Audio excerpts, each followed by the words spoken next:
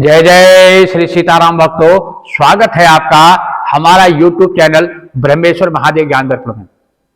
भक्तजनों, आज हम चर्चा करने जा रहे हैं हमारे उत्तराखंड में जो है इस चैत्र के महीने में एक भिठोली देने का जो है एक परंपरा। कोई भिठोली कहता है, कोई भिठोई कहता है। जो हर जो है भाई जो है अपने बहन के घर इस दिन जो है इस चैत्र के महीने में भिठोई लेकर के जाता है। और उसको जो है किस लिए मनाया जाता है, इसकी क्या परंपरा है, क्योंकि हमारे उत्तराखंड में जितने भी त्योहार तीज इत्यादि मनाए जाते हैं ये सारे प्रकृति से जुड़े हुए हैं।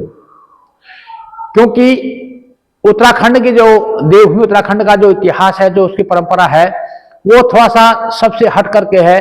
वो सब कुछ जो है एकदम प्रकृति से जुड़ा हुआ, परमात्मा से जुड़ा हुआ है, इसलिए उसको देवभूमि उत्तराखंड कहा जाता है। तो वो जो है एकदम से मतलब वहां के जो त्योहार है, तीज है, उसमें इतनी आत्मीयता है, इतना प्रेम, इतना प्रसंग है कि उसका वर्णन करते करते जो है लोगों की आंखों में आंसू आ जाते हैं। ऐसा एक सुंदर दृश्य है जो ये प्रसंग है, जब एक भाई जो है अपने घर में जो है भेटोई, अपनी बहन के घर जो है भेटोई देने जाता है। भेटोई का मतलब उसे भेंट का मतलब होता है मुलाकात, मिलना, भेंट करना, ये भेटोई का मतलब होता है। तो इसी के बारे में हम चर्चा करने वाले हैं। भक्तजनों, यदि आप हमारे इस चैनल पर नए हैं तो इसको सब्सक्राइब कर लीजिएगा। हमारी वीडियो आपको अच्छी लगती है इसको लाइक कीजिए, इसका जो है आइकन का बटन जरूर दबा लीजिएगा और ज्यादा से ज्यादा लोगों तक शेयर कीजिएगा, ताकि जो हमारी संस्कृति का जो प्रसार जो है ज्यादा से ज्यादा लोगों तक हो सके। भक्तजनों, जैसा कि मैंने पहले भी एक वीडियो बनाई कि चैत के महीने में जो है जो मीन संक्रांति जो आती है उसके एक गते को जो है फूल देई के नाम से जो है त्योहार मनाया जाता है।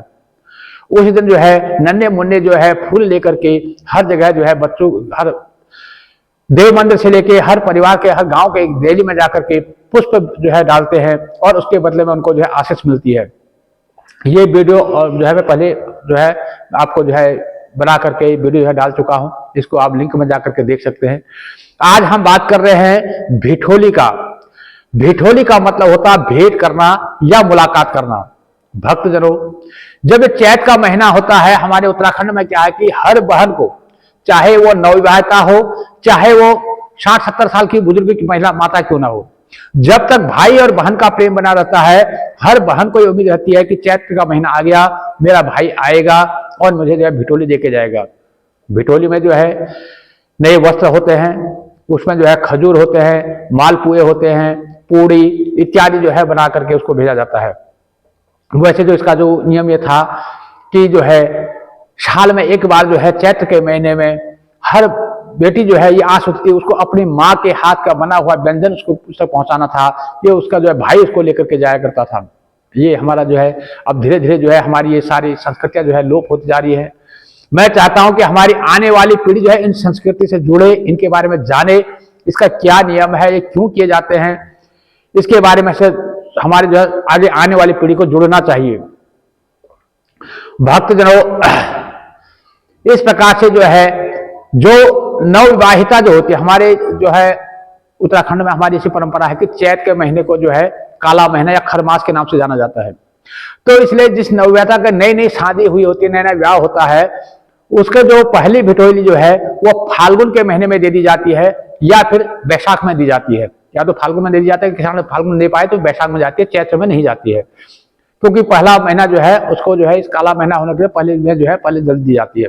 उसके बाद जो है हर वर्ष जो है चैत के महीने में हर बहन को जो है ये उम्मीद रहती है कि मेरा भाई आएगा भिठोली लेकर के।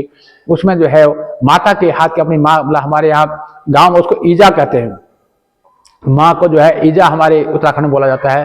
तो हर बेटी को ये आशा थी कि मैं अपने ईजा के हाथ की बनाई हुई जो है सुंदर पकवान इत्यादि में खाएंगे और अपने भाई से मुलाकात करेंगे। इस प्रकार से जो है उसको उम्मीद रहती है। क्योंकि हमारा जो उत्तराखंड का जीवन है वो शुरू से लेकर आज तक संघर्ष से पूर्ण रहा है। क्योंकि वहां पर अधिकतर जो आदमी जो होते हैं वो जो है अपने आजीविका के लिए ज्यादा प्रदेश में रहते हैं। तो जो वहाँ की महिलाएं हैं वही सारे कृषि का, जानवरों का इत्यादि घर का सारा काम जो उन्हीं के ऊपर बोझ होता है। उनके पास इतना समय नहीं होता कि वो अपने मायके जाएं, उधर जाएं, इतना उनके पास समय नहीं होता। तो इस प्रकार से वो अपने काम में बिजी रहती है। तो एक चैत का महीना ऐसा होता है कि हर बहन को ये उम्मीद होती है कि मेरा भाई आएगा, मेरे ईजा का हाथ का बना हुआ कुछ ना कुछ पकवान मेरे के लिए लेके आएगा। पहले जमाने में क्या होता था, छापरी होती थी, एक छापरी में जो है नाना प्रकार के पकवान, वस्त्र इत्यादि लेकर के सिर में रख करके भाई लेके जाया करता था। किसी कारण से किसी का भाई घर पर नहीं है तो उसकी माँ या उसके पिताजी या कोई भी चाचा था, कोई भी जो उसके घर में है, वो उसको लेके जाया करते थे और बड़े आनंद उत्साह के साथ मुलाकात होती थी।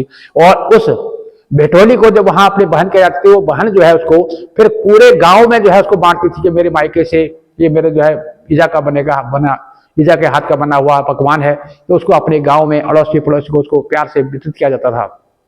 ये हमारी उत्तराखंड की हमारी संस्कृति थी। ये गढ़वाल और कुमाऊं दोनों जगहों में इसको मनाया जाता है, इसमें कोई भेद नहीं है। तो भक्तजनों, इसके पीछे जो है एक छोटी सी कहानी आती है, वो कहानी मैं आप लोगों को सुनाऊंगा कि बहुत समय पहले की बात है। दो भाई बहन होते थे, देवुली और उसका छोटा भाई था नरिया। बड़ी बहन का नाम था देवुली, बड़ी थी, और छोटे भाई का नाम था नरिया। तो उन भाइयों में जो है बहुत परस्पर बहुत ज्यादा प्रेम था। तो धीरे धीरे समय बीतता गया। आगे चल करके जो है उसकी जो बड़ी बहन देवुली थी, उसकी जो है विवाह हो गया, उसका विवाह कहीं दूर देश में हो गया।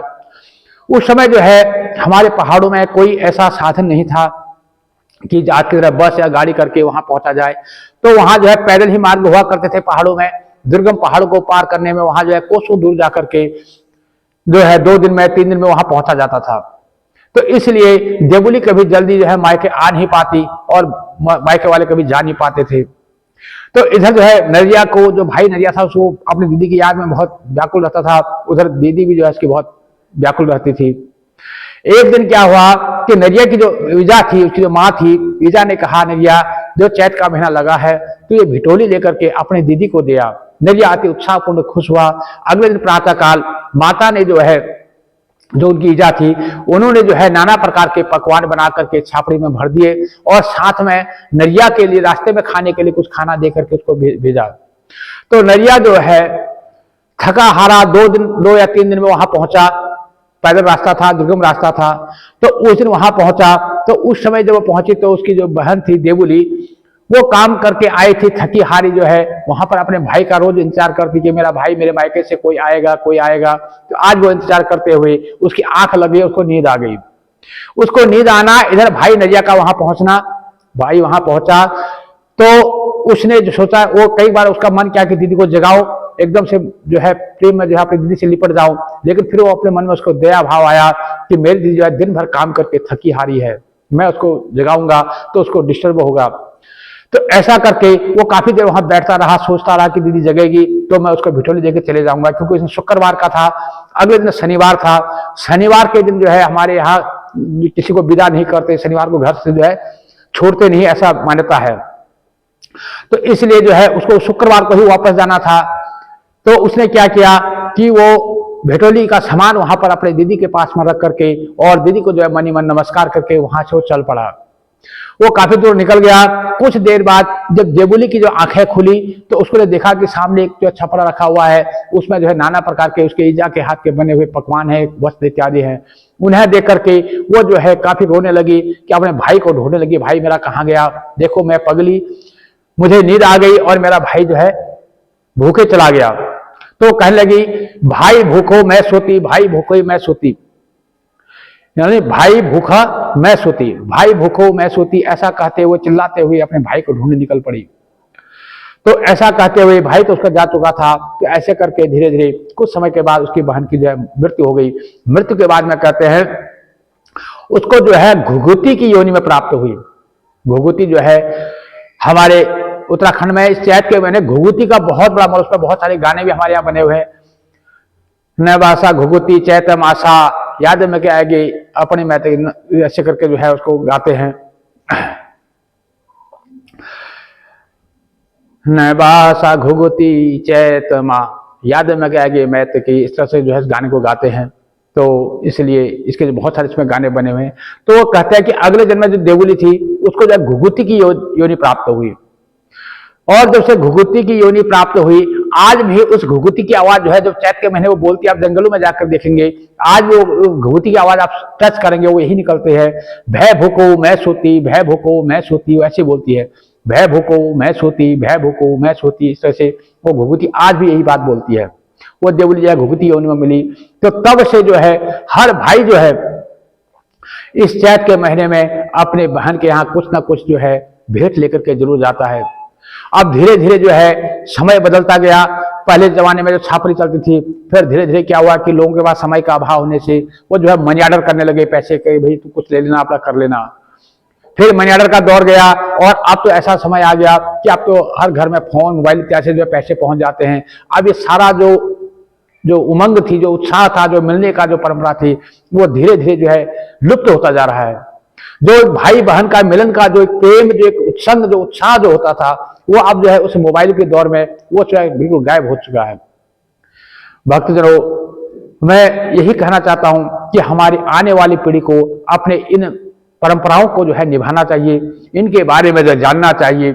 और आज के जो है भाई लोग जो है जन्मदिन पर केक तो भेज देते हैं और व्हाट्सएप पर मैसेज भेज देते हैं, और बाकी जो है उसको मिलने का इतना समय आजकल किसी के पास नहीं है। लेकिन मैं यही कहूंगा कि अपनी परंपरा को निभाते हुए चैत के महीने में जो भी आपसे बन पड़े, हर भाई को अपनी बहन के लिए कुछ ना कुछ उपहार रूप में लेके जाना चाहिए, उन्हें देना चाहिए, उनसे मिलना चाहिए। क्योंकि भिटोई का मतलब ये होता है भेंट करना या मुलाकात करना। हर बहन को इस चैत के महीने में उम्मीद रहती है, किसी का नहीं आता तो उसके अड़ोसी पड़ोसी गांव वाले पूछते हैं, क्या तेरे मायके से कोई भिठोली नहीं आए, क्या तेरे घर में कोई भिठोली देने वाला नहीं है। ऐसा करके जो है गांव में उसको जो अशुभ मानते, अच्छा नहीं मानते। तो इसलिए हर बहन जो चाहती है कि भाई मैं जो है अपने मायके से आई हुई जो भिठोली का जो भी पकवान है उसको अपने गांव में, अपने पड़ोसियों को, अपने मित्रजन में वितरित करूं, ताकि उसको जो हर्षोल्लास से अपना उसको मनाया जा सके। भक्तजनों, इस प्रकार से जो है मैंने ये जो हमारे उत्तराखंड में मनाए जाने वाला जो ये भिठोई का जो पर्व है, इसके बारे में आपको बताया। मैं सभी सज्जनों से प्रार्थना करूंगा कि इस वीडियो को जो है अपने बच्चों को इसके बारे में जरूर बताएं, आने वाली पीढ़ी को जरूर बताएं, ताकि हमारे संस्कार हमारे जो है वो आगे बने रहें। और यदि हमारी वीडियो आपको अच्छी लगती है तो इसको लाइक कीजिए, ज्यादा से ज्यादा लोगों तक इसको शेयर कीजिएगा। और यदि अभी तक आपने हमारे इस चैनल को सब्सक्राइब नहीं किया तो सब्सक्राइब कर लीजिएगा, जो आइकन का बटन है उसको जरूर दबा लीजिएगा, ताकि आने वाली जो भी हमारी अच्छी अच्छी वीडियो है वो सबसे पहले आप तक पहुंचे। तो इस प्रकार से जो है आप हमारे जो है सुख शांति से हमारे इस चैनल के साथ बने रहें, हम यही चाहेंगे। और आप सबको जय जय श्री सीताराम भक्तों।